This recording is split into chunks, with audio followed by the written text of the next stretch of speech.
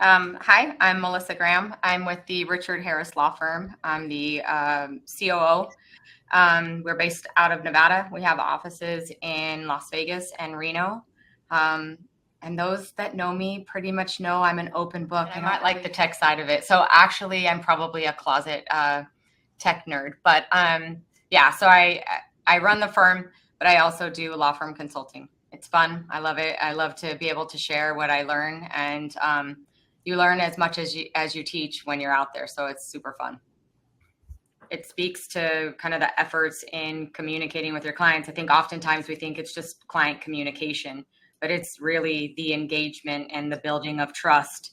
And, are we I think we talk a lot about proactive communication, but is it also productive communication? Is it making sure that they're staying informed? So I think we tend to think that it's just about conversation, but it's about building the relationship and gaining trust and engaging with the client in a meaningful way, not just relaying facts or information.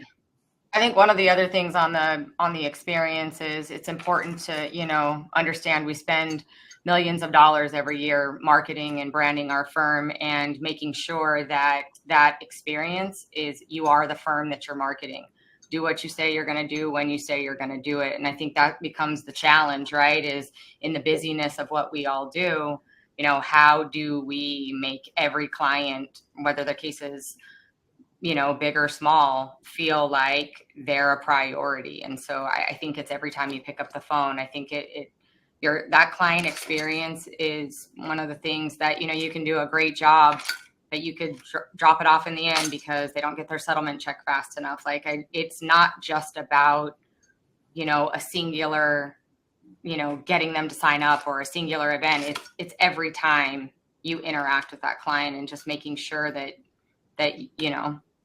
you're you're you're doing what you said you were going to do, and a lot of that comes from educating your team and in how you brand yourself and what our clients can expect, and then holding everybody in your org accountable for that.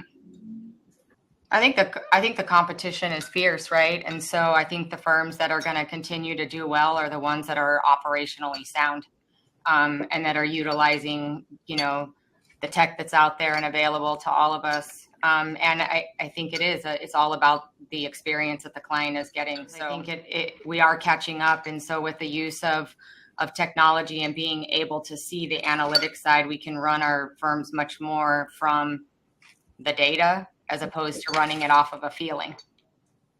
We're using the firm insights to be able to look and see as it changes stages, what is the feedback that we're getting? So is there a particular stage that we're getting, lower scores than in other stages?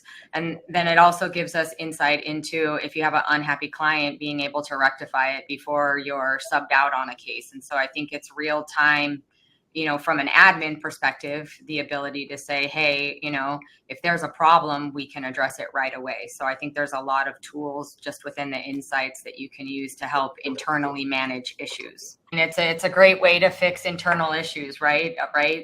There's tools out there that you guys have already talked about that, firms are using within case status to, look at the tone and stuff. But it is like, hey, just like Brian said, like, is it a particular team?